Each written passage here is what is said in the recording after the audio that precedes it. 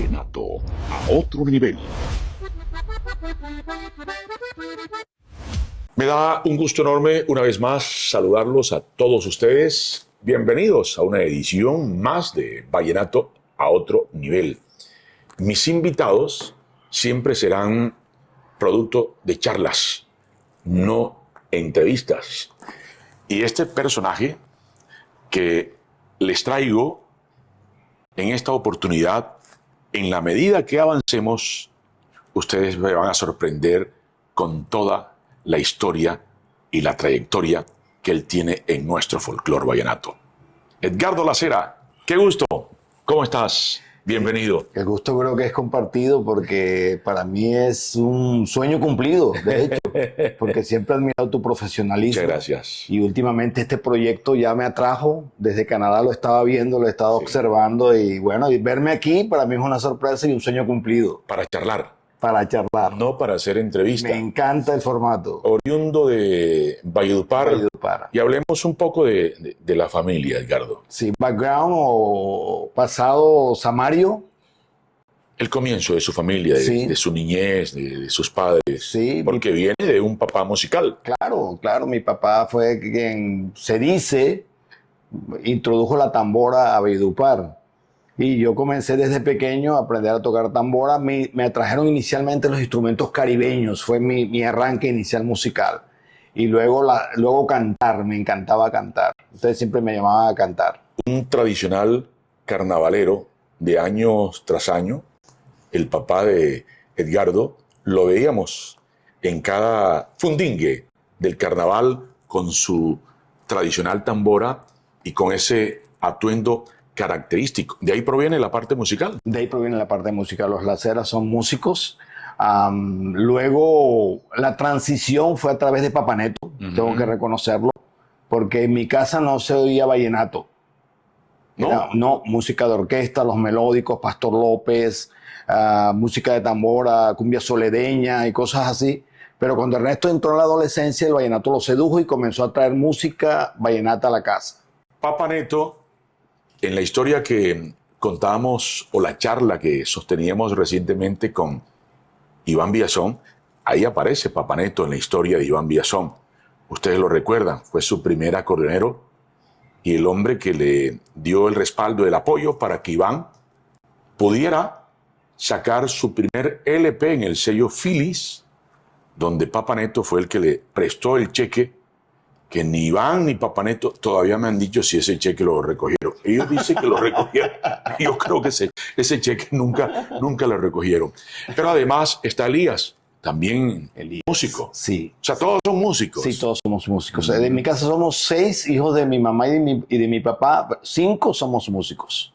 ¿Y todos lo han ejercido siempre la música? En forma de entretenimiento, pero profesionalmente Elías y yo.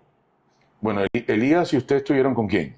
Elías... ¿O arrancan con quién en la música? Bueno, yo arranco primero desde Bogotá, cuando me topo con Iván Villazón y el Cochamolina, que comenzamos esas tertulias en la Universidad Externado de Colombia. Terminamos en parrandas. Cuando el vallenato comenzó a entrar fuerte a Bogotá, me enamoré del proyecto de Villazón, tanto que dejé mi carrera en Bogotá para seguir a Villazón. Pero del proyecto de Iván cuando arranca con el Cocha. Antes sí, no. Con el Cocha, pero eso se truncó porque había otros intereses allí. Porque recordemos que Iván arranca con Fello Gámez, sí, de ahí con Pangue Maestre, de ahí con Raúl Echiche Martínez y de ahí con el Cocha. Exacto. Pero antes ya había un proyecto con el Cocha. Había un sí, proyecto con el Cocha. El Cocha era muy niño todavía, estaba terminando bachillerato. O sea, usted también es del combo del Tapete Azul. Claro que sí, oficialmente. Oficialmente. El Tapete Azul fue un combo, un grupo de amigos vallenatos que se reunían cada fin de semana a compartir las parrandas. Fernando Dangón Castro, Nenón Solano, Cocha Molina, Alcides Arrebocés, Jacinto Leonardi Vega, Iván Villazón, Ernesto Lacera, Edgardo Lacera también. Sí. Y ahí comienza esa amistad y esa relación con Iván. Ahí comienza mi relación con Iván. Entonces, inicialmente era con el Cocha, luego se truncó la cosa. Yo no estuve con Fello Gámez Yo no estuve con ¿En la Fello grabación Gámez. no? No estuve con Fello Gámez. ¿Por qué, Edgardo? Porque no había todavía tomado la decisión que tomé luego.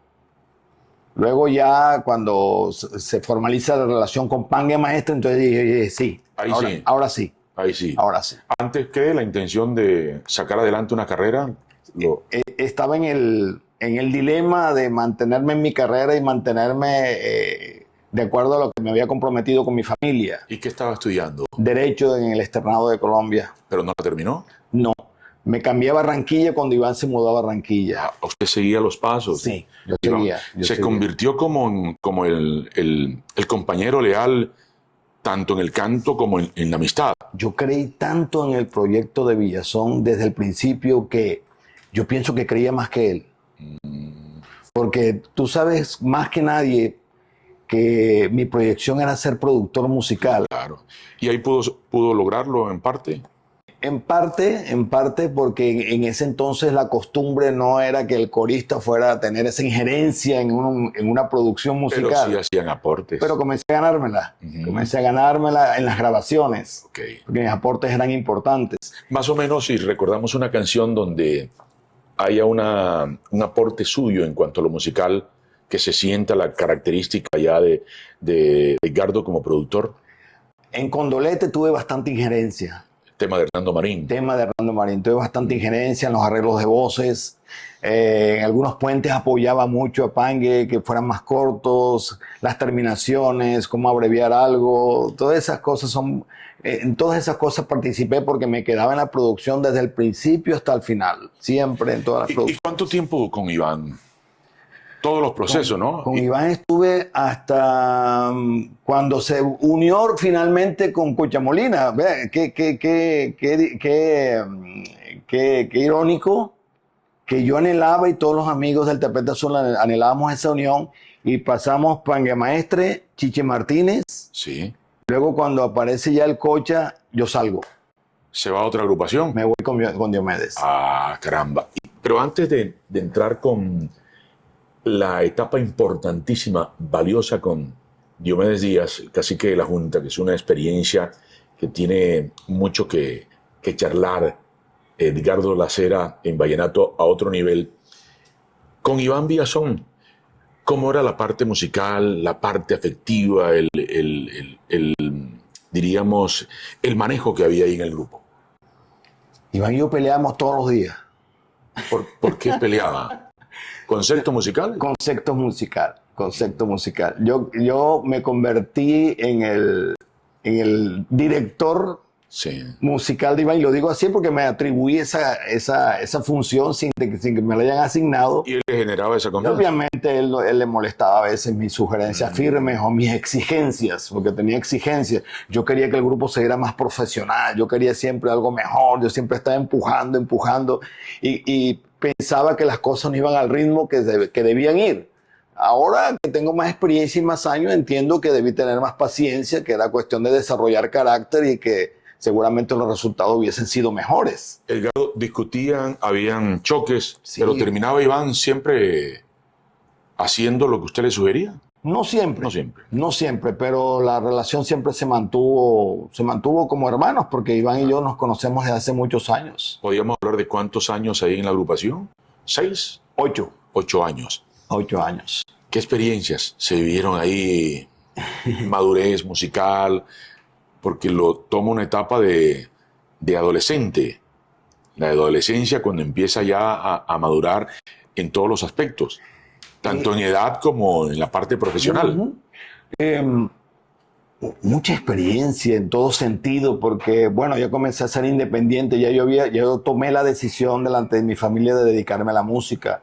Obviamente tuve obstáculos por parte de mi mamá y mi papá porque seguí estudiando en la Libre de Barranquilla, pero ya con muchas dificultades. Ya no era el interés primario ser abogado. Ahora Pero la seguí en la música carrera de Derecho. Sí, yo hice hasta tercer año de Derecho. Sí. Y la familia, su papá, su mamá, sus hermanos, compartían esa inclinación hacia la música en vez de una carrera profesional, porque los hogares o en casa antes nos cohibían de tomar X o Y determinación. Yo diría que en ese entonces la música no se ve como se ve ahora, con el profesionalismo que se ve ahora. Ser músico Era algo como un poquito de baja condición. El como temor que, paternal. sí, tienes que sacar una carrera adelante, ¿cómo así que vas a ser músico? Entonces, ese dilema me mantuvo un tiempo hasta que finalmente dije, no, yo me voy y decidí mudarme solo, me moví de la casa. ¿En Valledupar o fuera Ya de la ciudad? estaba en Barranquilla, como estaba en Barranquilla estudiando en la Libre, me mudé a un apartamento que yo pagaba. Pero lo hizo para tomar sus propias decisiones y seguir más en la música que avanzar en las pretensiones de los padres. Más que nada para seguir mi carrera musical porque era lo que realmente quería, ya estaba decidido. No es un secreto que en la vida musical, ayer, hoy y siempre, se va a estar rodeado de un ambiente de festejo, de música, de alegría, que el trago, que la invitación, que la tentación, Exacto. incluso a muchas cosas. Exacto. ¿Cómo manejó usted esta parte? Fue difícil porque nosotros nos movimos en la etapa de la bonanza marimbera, cuando estaba toda esta gente que se nombra en los discos y éramos invitados a fiestas privadas que duraban 2 días sin salir de un kiosco, por ejemplo. La tentación de tener todo ahí a la mano, todo el acceso a todos los vicios que uno podía tener. Y, y fui seducido, no puedo decir que no, fui seducido a ser parte de eso y me arrastró de alguna manera. ¿Seducido en el alcohol, la droga? Ambas, ¿En ambas? ambas, Caramba. ambas. ¿En qué momento? Porque podríamos aprovechar para transmitir un mensaje de alerta, sobre todo a la juventud, que a veces se ve con esta tentación. En su momento pueden ser débiles. ¿Qué mensaje le podía usted transmitir? Yo era un consumidor social porque tenía una vida regular, tenía una vida normal. Cualquiera que me veía, pues tenía una vida normal, pero era un consumidor social. Cada vez que había la oportunidad yo consumía. Obviamente eso retrasa el proceso de desarrollo de cualquier persona, sea profesional, sea de desarrollo como persona, lo retrasa porque uno va perdiendo metas, objetivos y va quedando uno simplemente en el conformismo. Además de eso, un día de resaca es un día perdido. O sea, alcohol y droga. ¿Qué Sí. tipo de droga? Cocaína. Cocaína. Pero usted me dice que era un consumidor social. ¿Cuál es la diferencia de un consumidor adicto a un consumidor social? La diferencia es que el consumidor social tiene una vida normal. Digo vida normal porque te ven la cara en cualquier lado. Tú me dices, Edgardo, nos vemos mañana a las 9 de la mañana y yo estaba ahí, pero venía con una resaca que tú no te imaginabas. Mi mente no estaba igual, mis condiciones físicas no eran las mismas. Sí, y no sentía que usted ansiaba que llegara el fin de semana para volver a tener esa vida, Por supuesto. esa vida social, pero era por tener ahí al pie Exacto. lo de la droga. Sobre todo el alcohol. Para mí fue más fuerte el tema del alcohol que de la droga. ¿Se puede considerar un grado de alcoholismo el que alcanzó? Sí. ¿Sí? Sí, sí, claro que sí. ¿Qué, qué nivel más o menos? No podría medirlo en porcentaje, pero sí necesitaba el alcohol. ¿Y, y el de la droga? ¿Iban combinados? Porque uno llevaba a la otra. Uno llevaba a la otra. Pero creo que falta un tercero. Lo de las mujeres, la adicción, entre comillas. Ese fue el peor. En mi caso fue el peor, Entonces, fue el que más me hizo daño. Usted estaba envuelto en 3 conflictos. El de la droga, el del alcohol y el de las mujeres. Yo podría decir, ahora que hago remembranza, porque voy recordando, ¿no? Sí. Yo podría decir que en la época en que estuve con Iván Villazón y Pangue Maestre, Chiche Martínez, fue una época en la que tomábamos, pero realmente no éramos consumidores de droga como sucedió después. Después yo me descubrí el potencial que tenía para alcanzar ciertas cosas. Cuando en una ocasión Diomedes tiene un conflicto con More Valle, estaban en Bogotá reunidos en la casa de Jaime Araujo, Sí.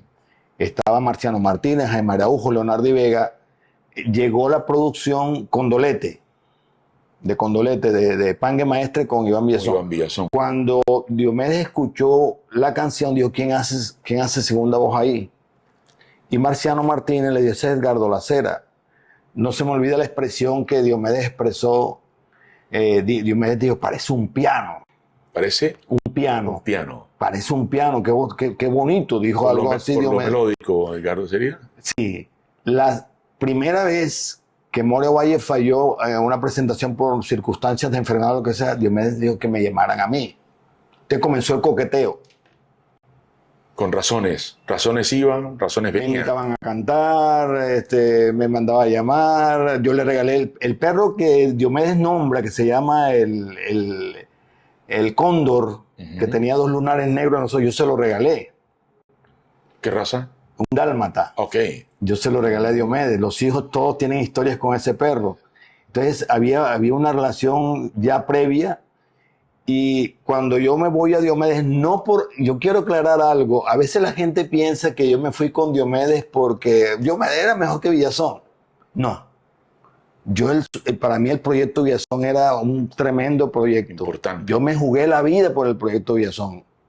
Me jugué la vida, me jugué mi futuro. Pero yo me atrevería a entenderlo, Edgardo. Todos en la vida deseamos avanzar.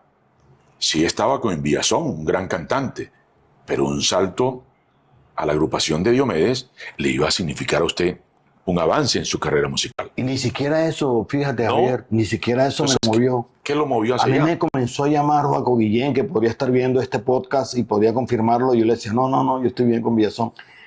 Me movió una situación que sucedió, que fue que a mí me dio varicela durante unos carnavales de ese año, no recuerdo qué año fue, 87, 86. Barranquilla. Ya yo estaba en Valledupar, estaba en Valledupar temporalmente. Y yo esperaba que después de las presentaciones que se realizaron, que eran 7, 8, a mí me dieran el dinero de mis presentaciones porque estaba enfermo, estaba Estaba con incapacitado. Iván Villazón aún. Estaba con Iván, y no me las pagaron. Entonces me resentí, Hubo un malestar. yo me resentí. Entonces yo dije, sí, bueno, ahora voy a decir que sí. y llamé a Joaco y dile a Diomedes que sí. Y puse una condición A la agrupación de a la Diomedes. agrupación de Diomedes. Sí. La ¿Cuál condición es que yo grabo. Estaba con Juancho Diomedes. Acababa de comenzar la unión con Juancho, estaba Chamorro. Álvaro Molina, Chamorrito. No, Chamorro. En la segunda voz, sí, Gabriel Chamorro. Chamorro.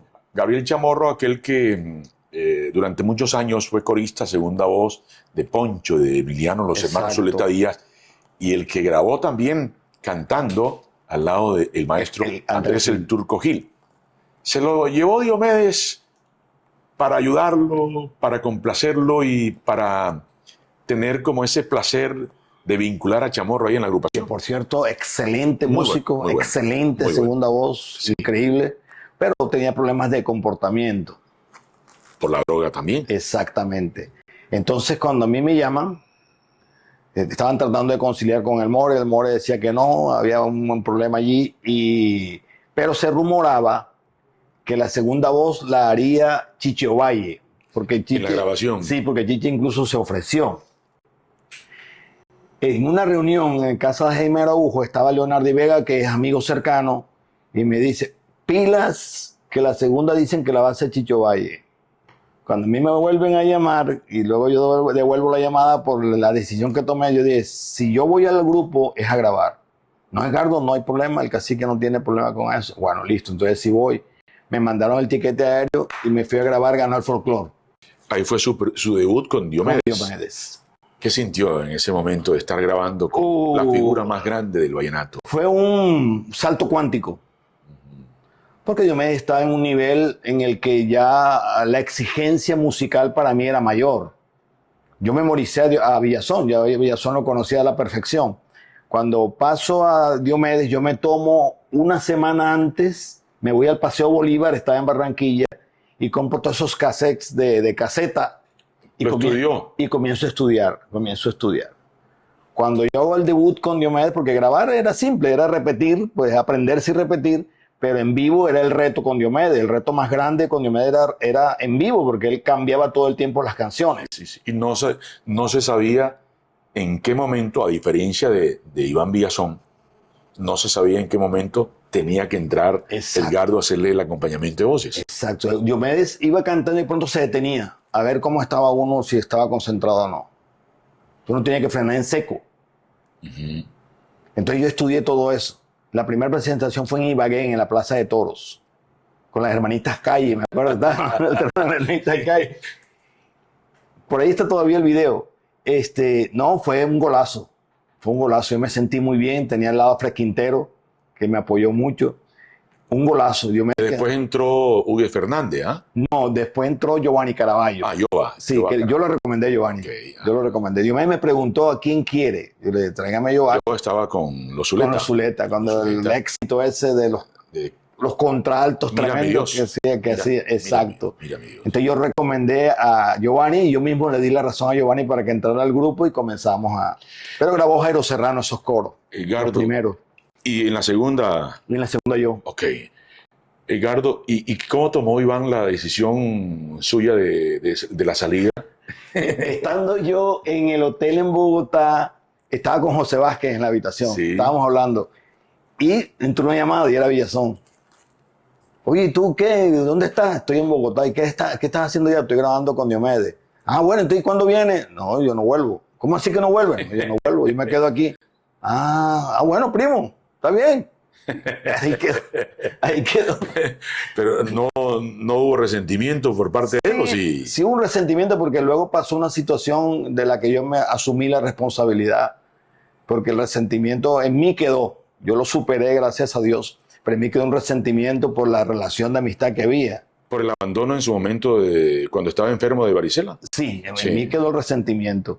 Yo después en la compañía cobré venganza. ¿En la qué? ¿Con Beto Villa? Sí. ¿Por qué tuvo venganza? Sí, vamos a saltar, ¿no? Sí, bueno, pronto damos un salto y nos toca retroceder. Vamos a saltar. Cuando yo llego a la compañía, Beto Villa notó en mí la parte de productor. Él lo notó. Él quería que explotara esa parte en mí y yo me sentía apoyado. Entonces él me ofrece un cargo no solo de segunda voz, sino de representante, manager, me dio poder. Además, yo era el director de artistas y repertorio de la compañía disquera. Entonces yo era el ¿Discos EMI? ¿O del sello de Villa? Era EMI. No, nosotros le enviábamos a EMI, pero la compañía se llamaba CBM Records. Sí, el sello de Beto Villa. El sello de Beto Villa, con Alfonso Abril. Entonces yo teniendo el poder, cuando la agrupación tenía una presentación y no le iba bien, pues yo hacía lo justo. Músicos, y lo que quedó, toma tú, si fueran 10 pesos. Sí. Esa política no le agradó mucho. No le sonaba mucho que sin tocar se le estuviera pagando al grupo. Sí, y tuvo que interceder Papa Neto porque la cosa se puso difícil. ¿Hubo que algún choque fuerte? Sí, fuerte, ya casi a los golpes. ¿Sí? Pero no alcanzaron. No alcanzaron. ¿No? Se metió Papa Neto. Papa Neto se intercedió y se calmó la cosa. Entonces quedó un resentimiento ya de Iván conmigo. Iván y yo duramos muchos años que no nos acercábamos. No se dirigían la palabra. No, para nada. Hoy en día hay una buena amistad. Es un hermano, Iván es un hermano. Como siempre, uno con los hermanos pelea. Ahora, Edgardo, de ese proceso con el cual venía usted en el alcohol y en la droga, al pasar a una agrupación con más movimiento, más trabajo, ¿no le iba a ser más fácil el consumo? Por supuesto. ¿Y lo de las mujeres también? Por supuesto. Sí. Sí. ¿Cómo le tocó torear eso? No lo toreé, me atropelló. Llevó al... Me atropelló, a mí me atropelló la vida licenciosa, me atropelló. ¿Tocó fondo? ¿Sintió que tocó fondo? Yo diría que sí. En una ocasión en Miami, en el 89, me sentí que iba a morir. Sentí que iba a morir. Habíamos estado en un bar en Miami, alternando con Joey Arroyo. Y luego de la presentación empezamos a consumir, a parrandear, Y a las 5 de la tarde por allá estaba yo con el tumbatecho, pidiéndole a Dios que me salvara. ¿Qué es el tumbatecho? Yo siempre he escuchado ese término en el mundo de la adicción. Siempre he escuchado ese término. Me gustaría que usted hoy en día, que es una persona 100% renovada, recuperada, me hablara qué es el tumbatecho. El tumbatecho es la condición en la cual uno está tan excedido de droga, de cocaína en ese caso, que los ojos no se pueden cerrar. Los ojos están completamente abiertos y uno siente que el techo, uno se acuesta tratando de dormir, cierra los ojos, pero los ojos se abren y siente que el techo se viene y se va, se viene y se va, se viene y se va. ¿Y cómo logra entonces conciliar el sueño después de esa guerra con el tumbatecho? Esperar que pase y si se salva. Cuando ya le pasaba toda la reacción, todo el proceso de alcohol, de mujeres, de droga, ¿qué pensaba? ¿Qué revisaba en su vida? Mi mamá. ¿Pensaba mucho en ella? Sí, mi mamá. Era mi polo a tierra. Mi mamá era mi polo a tierra siempre. La última vez que fue la más fuerte, yo dije, no, no más, no más. Yo no quiero llegar ¿Se recuerda cuándo fue la última vez? Sí, en Miami. En Miami una vez. Yo dije, no más, esto se acaba. Que fue cuando llegué a Barranquilla. Fue cuando llegué a Barranquilla y perdón que tengo el celular aquí dándome señales. Sí, tranquilo. Fue cuando llegué a Barranquilla y en Barranquilla dije no más. Y al poco tiempo, sí decidí que no iba a hacerlo más. Estando aún con Diomedes, dije que no iba a hacer más. ¿Cuánto tiempo duró el consumo de droga? Ese consumo de cocaína, lo del alcohol y lo de las mujeres. Eso fue gradualmente creciendo. Comenzó en las parrandas en Valledupar. Y terminó unos 9 años. Unos 9 años, diría yo. Y al tomar la decisión, después de Miami, llegar a Barranquilla, ¿vuelve a aparecer su mamá en ese panorama? Sí. Ahí ya decidí no consumir más. Decidí, mi mamá vio un cuadro muy lamentable que luego con los años me comentó y dijo, yo desde entonces comencé a orar por ti porque te vi en un estado deplorable. Nosotros comenzamos a viajar, digamos, estábamos en Barranquilla y yo tocaba el acordeón. Entonces yo tocaba el acordeón y yo me descantaba. Entonces veníamos parrandeando en el bus, tomando, consumiendo. Y en una ocasión, Dios me hizo que el bus llegara hasta mi casa para dejarme. Ya eran 8 de la mañana, 9 de la mañana, veníamos viajando de una gira. El bus me dejó, cuando yo me bajo del bus, obviamente tienes aire acondicionado, estás en un bus cerrado. Cuando me bajo del bus, que el sol pega, el sol de las 8 de la mañana, está Papá Neto en la puerta de su apartamento, yo me bajo y me desbarato. Se desploma. Me desplomo, casi una borrachera, una mezcla de cosas terribles. Él me ayudó a entrar a su apartamento, Odali me preparó una sopita. Y luego me hicieron entrar a la casa donde yo vivía y mi mamá me vio y dijo, yo no quiero ver a mi hijo así. ¿Su mamá y su familia sabían de la situación del consumo de droga y de licor? No lo tenían como seguro, pero yo luego lo confesé en un programa tuyo, me acuerdo, en Olímpica. Yo lo confesé y ella me dijo, ¿por qué dijiste eso? Y porque eso le sirve a la gente, mamá. A la gente le sirve que uno... Ahí es donde se entera ella, a través del programa. Oficialmente. Sí, ella estaba en sintonía y escucha, y ella no le alcanzó a comentar que de pronto presentía eso. Claro que sí. Sí, claro. Las mamás sienten. Y mi hermano también lo sabía, pero hacía silencio. Papá Neto, sí. Elías también. Claro. Nunca tocaron el tema o lo abordaron para aconsejarlo, decirle, Edgardo, venga. No, yo andaba en una patineta, yo no entendía nada. No entendía nada. Pero al tomar la decisión, ya no más droga y alcohol. El alcohol seguía. El alcohol seguía, Sí, el alcohol pero la seguía. droga no. La droga no. O sea, no, la decisión se tomó y no hubo necesidad de ir a algún centro de rehabilitación ni nada de ello. Yo tuve el punto de quiebre exacto mío fue la muerte de Juancho Royce. El punto de quiebre exacto mío. Le tocó mucho eso. Donde yo dejé todo, exactamente todo. Sí, claro, porque Juancho y yo hicimos una amistad muy bonita. Tanto así que cuando yo trabajaba en el estudio de Beto Villa, en CBM Records, cuando yo trabajaba en Barranquilla, Juancho y yo seguíamos hablando y convenimos rentar un apartamento. Él se mudó conmigo a un apartamento que Beto Villa me entregó. En Barranquilla. Pero luego Juancho compró un apartamento de una manera increíble. En un día compró un apartamento. Un día necesito para comprar un apartamento. Compró un apartamento y me dijo, vamos a mudarnos. Nos mudamos juntos.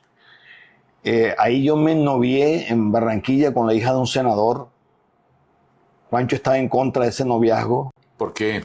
Él decía que esa chica estaba loca. Y de cierto sí. Él me cuidaba mucho, él era como un hermano mayor.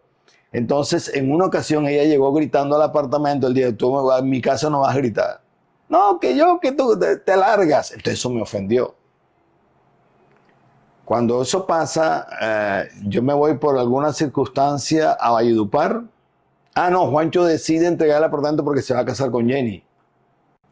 Yo me vengo a Valledupar, Juancho se va a Bogotá, pero nos vamos disgustados. Estando aquí en Valledupar, tenía que dirigir una grabación del Tato Fragoso, ¿te acuerdas? Sí, sí, claro. Tú me recomendaste una grabación, yo estaba dirigiendo esa grabación y ahí llegó el Maño Torres y Tito Castilla, que venían de Venezuela para participar en una producción. Nos encontramos en el estudio, eso que uno se encuentra con los músicos en el estudio. Y Maño se estaba riendo de mí porque Juancho le había contado lo que había pasado. Entonces... Él era burlón, Maño. Sí, entonces yo le dije... Una gran persona. No, hombre, tengo que ponerme en paz con Juancho. Me dijo, no, hombre, sí, si ustedes son amigos, tienen que hablar. Y yo le dije que cuando venga hablamos. Y no volvió Juancho. ¿No lo volvió a usted a ver más? Eso me rompió. Me rompió. Yo no fui al entierro de Juancho. ¿No? No. ¿No tuvo fuerzas? No. Yo fui un de Purito, lo abracé y me fui a mi casa y me metí en mi casa y me deprimí. Me deprimí al punto de no salir. La última vez que hablaron, Juancho y usted, Fue cuando discutimos. en Barranquilla. Sí. Y después de ese momento de discusión al fallecimiento, ¿cuánto tiempo transcurrió? No sé si 15 días, un mes. Un algo así. poquito. Sí, sí. O sea que cuando la muerte de Juancho y el accidente, usted estaba en la agrupación. No, yo me se había había retirado. sacado ¿Por qué lo saca Diomedes? por asunto de faldas. ¿Cómo así? ¿De faldas cómo? ¿Peleaban mujeres? Tú, tú sabes que en los grupos, y sobre todo con Diomedes, la jerarquía de que si a mí me gusta esa mujer, nadie la toca, así ella no me presta atención. Ajá. Y es un código, Sí, sí, sí. pero yo ese código no lo respetaba. Y sobre todo que yo siempre he sido muy hábil hablando. Entonces, Diomedes me propuso una apuesta. Estábamos en una discoteca, en un bar tocando, había una mesa de colombianas que tenían aguardiente.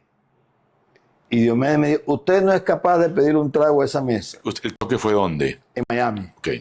Entonces yo le dije, claro, compadre, uno para usted y uno para mí, le dije. Entonces las chicas estaban dando vueltas por ahí, le hice señas, vinieron. ¿Me puede regalar un trago a mí y uno a Diomedes? Yo, claro, me trajo los dos tragos. Yo, compadre, le gané la apuesta, nos tomamos los dos tragos.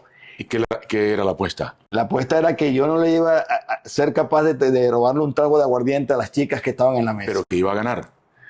Porque en la apuesta se hace un... No, ¿No? básicamente era... O le dijo, te apuesto que no eres capaz de ir allá. Exacto. Entonces, Diomedes me dijo que quería sentarse en la mesa con las chicas porque le gustaba esa que estaba allí. Y esa que estaba allí ya me había puesto loco. Había un cruce de mirada. Ya había habido un cambio de luces. Pero Diomedes no sabía eso. No sabía, él no sabía. Entonces comenzamos, yo me descaré, él se dio cuenta y desde entonces yo me dijo, la cera se va. Pero venga, Diomedes estaba interesado en esa chica. ¿Eran colombianas o de otra parte? Residentes allá. Residente. Sí. Estaba interesado en ella, pero ella nunca puso interés en Diomedes, se inclinó hacia usted. Exacto. Y Diomedes se entera de eso y le generó malestar. Se sintió traicionado por mí. O desplazado, O digamos. desplazado, sí. Porque el hecho de quitarle una pretensión Por de cierto, una chica... hace poquito hablaba con Patricia Costa. Ajá. Estaba yo en Canadá acompañando a Luis Ángel, que estuvo en la ciudad donde yo vivo. Y él me pasó a Patricia porque estaba asombrado de verme allá. Entonces me pasó a Patricia y Patricia riéndose de esas situaciones porque ella conoció algo de eso. Sí. Del celo que Diomedes tenía. ¿Y qué pasó al fin con la chica? Una relación que tuve unos 3 años en esa relación. De hecho, yo me quedé en esa ocasión, el grupo se vino y yo dije, yo no me voy, yo me quedo aquí. Pero, y Diomedes al enterarse enseguida dijo, no sigue más en el grupo. Desde el principio dijo que, desde el momento dijo que yo salía, porque Juancho me contaba todo lo que pasaba. Entonces, desde el principio dijo que yo salía, pero More no quería volver. Entonces, mientras More volvía, yo estaba ahí. Y Diomedes no me hablaba. Nosotros duramos un tiempo, casi un año, que Diomedes no me hablaba. Trabajando en el grupo sin hablarse. ¿Y cómo hacían para compartir la experiencia ahí Yo, pues, en grabación? yo hacía lo mío. Fue después del Cóndor Herido. Él me dejó de hablar. Y duramos un tiempo en que él incluso mandaba sátiras y cosas y yo le respondía. ¿En el micrófono? Sí. ¿Cómo cuál? Recordemos una de esas. En una ocasión estábamos en Patillal, un 25 de diciembre, y él me habló, me dijo, ayúdame que estoy mal. No se hablaban, pero esa vez... Claro, profesionalmente, ¿no? Okay. Diomedes pedía ayuda a los coros cuando estaba mal, entonces pues obviamente nosotros acudíamos a ayudarle. Entonces yo cantaba en la voz de él para apoyarlo, y llegó un momento en que dijo por micrófono, ay, entonces ¿qué va a cantar usted? Entonces yo decidí quedarme callado, absolutamente callado. Yo no lo apoyé más. Entonces me dice, ¿y ahora qué? ¿No va a cantar? ¿No era incómodo eso, Edgardo? Por supuesto. Sí. Por supuesto. Incluso una vez, tú sabes que él solía caminar por el frente de la tarima, y entonces uno le apartaba el paral para que él pasara. En una ocasión iba caminando por el frente de la tarima, iba pasando enfrente del paral donde yo estaba cantando, y como yo no lo moví, lo empujó y me golpeó la boca el micrófono. ¿Lo hizo de propio? Sí, claro. Entonces yo esperé que regresara. Cuando regresara, pateé el plato y el plato le pegó. ¿Y qué pasó ahí entonces? No, él se hizo el loco, no pasó nada. Él no se metía conmigo realmente, No. no se metía conmigo. Él me decía cosas y él me decía doctor, él me respetaba mucho. Pero, ¿Por qué le decía doctor? porque estaba estudiando Derecho cuando entré con él, entonces él respetaba aquello. ¿Por qué 3 años con Diomedes?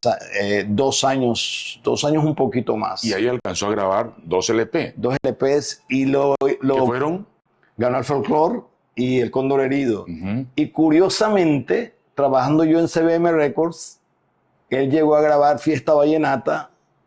Paso a un hogar nuevo con una muchacha de allá de mi pueblo, de mi propia raza. Ahí hago la segunda voz yo. Sí. Lo invitó a grabar. No, le tocó que yo le decía.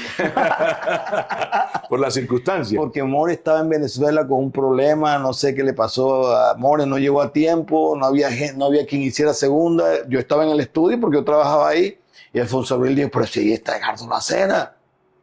Bueno. Solo dijo, bueno, que se encargaran ahí Alfonso Abril y su compa. Luego nos dimos un abrazo, no recuerdo la fecha exactamente, en la caseta esa grande que quedaba en la salida de La Paz. Aguardiente antioqueño. Aguardiente, caseta Aguardiente. Estaba yo con los muchachos ahí, con More, que siempre ha sido mi amigo, mi maestro. Estaba yo con More, con Juancho. Y él se levantó, yo me acerqué, me dijo, ¿qué vamos a andar peleando? Amigo, y nos abrazamos. Ya usted no estaba en el grupo. No, y me invitó a cantar. Entonces canté con él. Yo recuerdo cuando sale de Diomedes, yo hacía parte de la agrupación de Jorge Oñate. Hombre. Con Alvarito López. Ahí fue donde realmente nos conocíamos, sí. Pero ahí fue donde realmente comienza una amistad. Duró poco tiempo, ya lo vamos a ahondar, porque recuerden que esto es una charla, no son entrevistas, es una charla con los invitados. Cuando sale de Diomedes, eso se riega inmediatamente en el folclore, sí. Fulano de tal, y si tiene calidad, mucho más. Jorge Oñate se enteró y lo llama. Sí. Lo llama a trabajar, sí. Pero duró poco. Claro. ¿Qué Duré pasó? unos 15 días. ¿Por qué tan poquito tiempo? La ley del garrote. ¿Qué es la ley del garrote? Que no pagaban bien.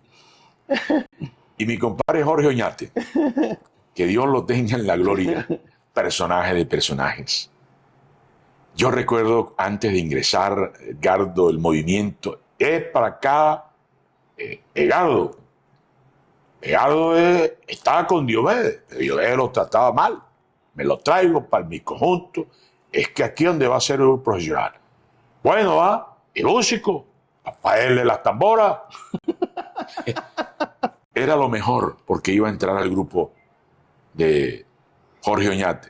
Como duró poco al retirarse, todo el grupo le preguntaba, Hilguero, ¿y qué pasó con Edgardo? Es un escolista de nada, es un bailarín, oye, eso sí. O sea, mientras el integrante o el músico estaba con él, es muy bueno. Sí. Pero ya después que salía, eso no servía para nada. Sí. Pero un personaje, ¿no? Sí, todo eso hace parte del folclore. Oñate, increíble. Y tuve a pesar de que el tiempo fue tan breve, yo tenía un sueño en mi vida, era hacerle segunda voz a Oñate en Lloraré, esas canciones clásicas. Lo cumplió. Y lo cumplí. Y después de esa etapa ahí con Jorge Oñate, ¿qué siguió? Porque también se convirtió usted en un señor jinglero, productor de jingles para empresa. Después de eso me llamó Zabaleta.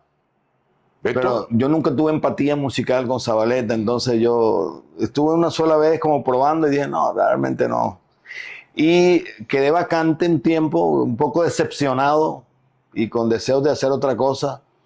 Y es cuando aparece el proyecto de la compañía. Beto Villa con Iván Villazón. Lo llama Beto Villa. Claro. Y usted viajan a Caracas. Sí. Con Alfonso Abril a grabar en unos... No, el tiempo previo de esa producción, por eso, con razón. Yo enfatizo mucho el hecho de profesionalizar nuestra música, nuestro folclore, porque la disciplina arroja resultados que hasta hoy se ven. La historia que le debe con ese álbum musical que es considerado el mejor en la carrera de Iván Villazón y por qué no decirlo también de Beto Villa, sin embargo con Zabaleta, excelentes trabajos musicales, con Poncho Zuleta también y todo lo que ha hecho, pero esto tiene algo en particular en historia, de acuerdo, para ambos. Y no es gratis, porque se hizo un trabajo muy, muy profesional. Nosotros tuvimos por espacio de 15 días, 20 días en una finca ensayando detalle, preproducción, trabajando fuerte con Alex Polo, que es no solamente el bajo, la dirección artística de Alex Polo es magnífica. Muy bueno. Mi participación también en los arreglos, en todos los temas. La dirección a Villazón me la entregaron a mí, entonces yo le dirigí la voz a Villazón. ¿Se dejó dirigir? Me echó en una ocasión, yo creo que ni se acuerda. Me echó del estudio, no aguantaba. Me decía, Edgardo, lárgate de aquí. Y me sacó del estudio. Pero al ratico me mandó a llamar otra vez. Botó la checa, reingresé, le sacó la piedra. Y seguí dirigiéndolo. Y ahí están los resultados. Trabajo que todavía hoy en día se dice que es de los y que me produjo una satisfacción enorme porque fue la base también para yo hacer jingles. Nos toca retroceder, claro, porque el siguiente paso en esta charla, Edgardo, es para hablar ya de su salida del país. Pero después que toma la decisión de no consumir más droga, no volvió a caer en ningún instante. No. La decisión fue radical. Radical. No más, no más. No más. ¿Y se presentaban tentaciones? Sí, pero ya yo estaba lo suficientemente fuerte como para no tomarlo. Duré más de 23 años que no me tomé ni siquiera un trago de alcohol. A ese que está metido en el alcohol, en la droga, yo quisiera que me le transmitiera ese mensaje de cómo logró usted salir de ella, tanto del alcohol, de la droga, y podríamos llamarle el vicio de las mujeres también. Sí, conciencia. La conciencia se produce cuando uno tiene una ruptura en la vida de uno. Los mejores aprendizajes se dan en las rupturas. La mía fue la muerte de Juancho Royce, porque me di cuenta de que yo estaba asumiendo muchas actitudes negativas con respecto a muchas cosas, que a pesar de mi buena intención, mi comportamiento no decía tanto como el corazón que realmente quería manifestar, y decidí entonces hacerle caso al corazón real. Es decir, me amo lo suficiente como para cuidarme físicamente. Esto que estoy consumiendo me lleva hacia dónde. ¿Por qué lo hago? ¿Por qué lo hago realmente? ¿Porque estoy cansado? No, hay algún vacío en mi vida. En mi caso, un vacío existencial, falta de Dios. Falta de Dios, no tenía a Dios. Y descubrir a Dios en la vida, en mi vida íntima, es lo mejor que me pasó, al punto que me hice pastor. Ok. ¿Hoy en día es pastor? No, lo fui. Ah, fue. ¿Y por qué se retiró de ser pastor? Porque mi viaje a Canadá produjo muchas transiciones que me hicieron cambiar, pero básicamente yo tengo una frase acuñada que es mía y me apropio de ella, que la religión es una puerta abierta a la espiritualidad, pero se convierte en un tope también si me quedo en ella. Antes del viaje a Canadá, esos desórdenes del pasado, en su momento le pasaron factura con la salud. No, gracias a Dios. ¿No? No, gracias a Dios. Toda la vida, un hombre saludable. saludable, sano. ¿Por qué decide irse fuera del país, a Canadá? Yo, luego de mi llegada a Valledupar, después de la muerte de Juancho Roy, después de que quebró la compañía CBM Records, porque la compañía quebró, el grupo se desbarata. Se desintegra. Sí, Iván toma su curso. Yo decía, seguir con Iván, volver otra vez a eso, yo quiero tomar otro camino. Además de eso, había descubierto el don de servicio que tenía, había descubierto cómo ayudar a la gente y me hice parte de un proyecto que es Cejes Valledupar en ese tiempo, Sí, que estaba comenzando apenas. Yo me hice líder de jóvenes de Cejes, dirigí la banda musical, creé la banda, me hice líder de jóvenes, 400 jóvenes tenía en ese tiempo y le di mucha importancia y sentido a mi vida, eso le dio mucho sentido a mi vida. Eso me mantenía ocupado sirviéndole a la gente y a Dios principalmente. ¿Por qué se va del país? Porque luego de que sigue mi carrera como pastor y que grabé una producción gospel, luego que sigo mi carrera, matan a mi suegro. Matan a mi suegro. ¿Ya tenía conformado su familia en Colombia, su esposa, hijos? Sí, ya tenía 3 hijos. Ya tenía 3 hijos aquí con mi esposa. Vivíamos acá en Las Flores, una vida normal. Y matan a mi suegro, las cosas se ponen peligrosas para nosotros. Y mi suegra decide pedir refugio a Canadá. Asilo, lo que le llaman. Asilo. Yo dije que no. Yo dije que no porque yo sabía el clima de Canadá. Y dije, no, yo a Canadá no voy. Pero mi esposa estaba decidida. Entonces está en la disyuntiva de quedarme solo aquí o estar con mi familia. Por consejos de familia y de amigos, bueno, vete con tu familia, descansa un tiempo allá y haz tu vida en otro lado. Si te van a ayudar, van a hacer por ustedes muchas cosas. Y valió la pena realmente. Sí. ¿Cuántos años ya en Canadá? 20. Sí. 20. ¿Y la familia toda vive en Canadá? Sí, mis hijos crecieron allá. ¿Cuántos? Tengo 5 allá en Canadá y 1 en España. ¿Cómo así que 5 en Canadá y 1 en España? Antes de mi matrimonio tuve una niña que no conocía sino hasta cuando era adulta ya. ¿Cómo es eso? Pero venga, ¿y esos no son los desórdenes del pasado? Por supuesto. En la época de Diomedes. Un bonito resultado del desorden. Pero en la época de Diomedes. Sí, Sí. sí. ¿Cómo salió esa hija? La mayor de todas. La mayor de todas. Resulta que yo estaba trabajando en una institución en Canadá que se llama The Salvation Army. Es una institución que ayuda mucho a los necesitados y estaba dando una enseñanza. Mi hijo mayorcito, que tenía 8 o 9 años, me grababa los videos, camarógrafo. ¿Son cuántos? Su esposa se llama Rosa Cecilia. Rosa Cecilia Pimienta. ¿Los hijos? José David, El mayor. de los que están en del Canadá. hogar. José David, ¿qué tiene? José David tiene 27, cumple en febrero. Luego. Edgardo Andrés, que cumple 25. Sí. Juan Daniel, 23. Ujú. Margarita Rosa, 20.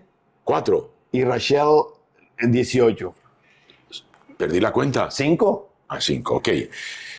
Entonces, ¿cómo es la historia que le salió esa hija mayor estando usted viviendo en Canadá? Sí, fue algo bien impactante porque mi hijo me había grabado un video, lo subió a YouTube y luego recibí un comentario negativo, feo, diciendo algo así como predican y no aplican, gente que se sube a un púlpito a decir cosas que no cumplen. Y yo le pedí a mi hijo que averiguara de dónde venía eso. Había un correo electrónico de España, escribí un correo y comenzó el intercambio de correos, aclaración de cosas y el hecho de que yo no sabía. Usted le escribe preguntándole por qué escribía esas cosas. Sí, ¿quién eres tú? O sea, ¿por qué me dices estas cosas? ¿Qué puedo hacer? ¿Qué puedo hacer por ti? Es como si a ti alguien te escribe, no, mira, Javier, tú eres un desgraciado porque, pues, ¿cómo así? ¿Quién eres tú? Sí. Entonces supe que era una niña resentida y luego... Pensó en su momento que era algún enemigo gratuito de Exacto. esos que suelen aparecer. ¿Cómo viene la investigación? Y luego, bueno, luego que ya que descubro que se trata de una niña que es mi hija, ¿Pero cómo lo descubre?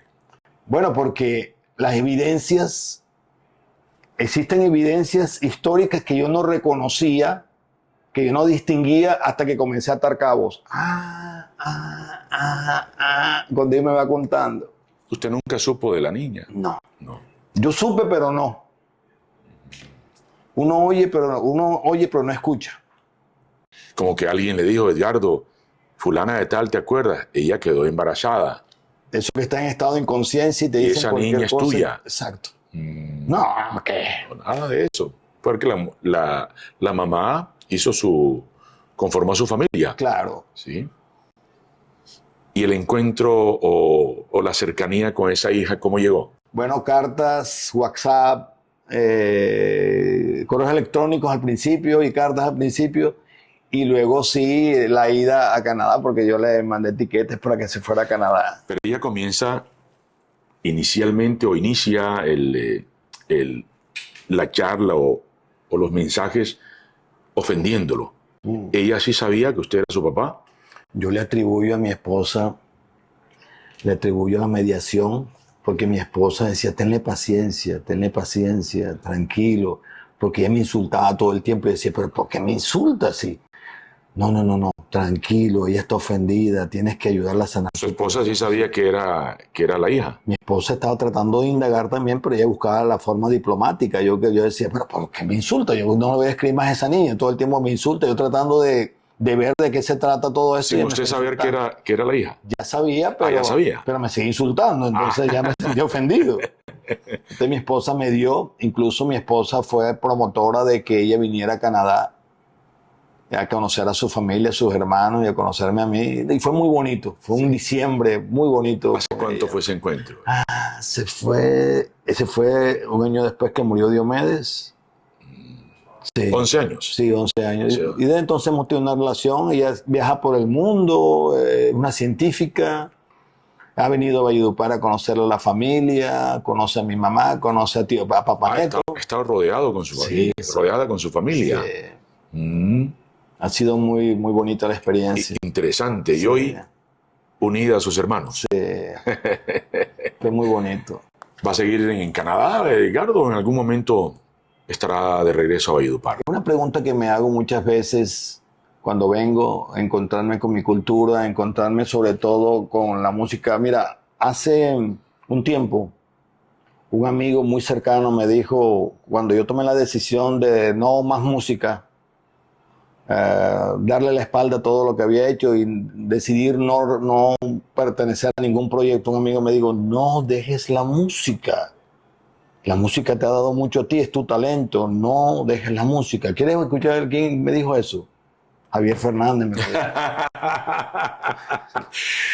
¿Y cómo es su análisis de ese vallenato que vivió con Iván Villazón, con Diomedes Díaz, al que está hoy en día? ¿Cómo lo analiza? Yo escucho mucho hablar de los covers, de por qué hacen cover, de por qué no hacen cover, de quién no hace, de la salchipapa y de todo aquello. Y yo diría que el vallenato actual es una respuesta sociológica de lo que se está viviendo. No se puede hacer otro vallenato, ese es el que hay. Por la evolución. Por lo que ha pasado. Yo no diría ni que evolución, es un momento histórico. Yo diría que con el vallenato pasó o está pasando lo mismo que con la música mexicana. Ya se hizo. El vallenato no se acaba porque ya se hizo. Tú y yo tuvimos la bendición de vivir una parranda, de conocer a Luis Enrique Martínez, de conocer a Emiliano Zuleta, Poncho Zuleta, el último Iván Villazón. Nos queda Silvestre por allá. Tuvimos la oportunidad de ver todo eso en vivo y en directo y el efecto histórico que eso produjo en nosotros. Entonces, los muchachos de ahora simplemente reflejan lo que están viviendo. ¿Usted cree en esos muchachos de ahora? Hay mucho talento. Mucho talento. Lo que no hay es puesta en escena. Porque yo diría, con el vallenato pasa algo. Esta es mi perspectiva, ¿no? Sí, sí, Yo claro. respeto lo que piensan las personas. Sale Silvestre del bulto, del combo. Entonces todo el mundo quiere hacer lo que hace Silvestre Sí. para lograr lo que Silvestre logró. Yo le diría a los muchachos de ahora, consigan identidad. Identidad. Todo el mundo tiene identidad, solo tiene que encontrarla. Pero recuerde que cuando Diomedes ocurría algo similar. Claro. Todos querían inclinarse Claro. así, Yo hacia dónde iba Diomedes. yo no soy muy dado a ir a eventos públicos ni a los tumultos. Contradictoriamente, yo no soy muy dado a los tumultos y me fui al Parque de la Leyenda a ver el festival este de emergentes. Vallenatos Nuevas Promesas. Sí, voces fuertes, Sí. afinadas, Muy buenos.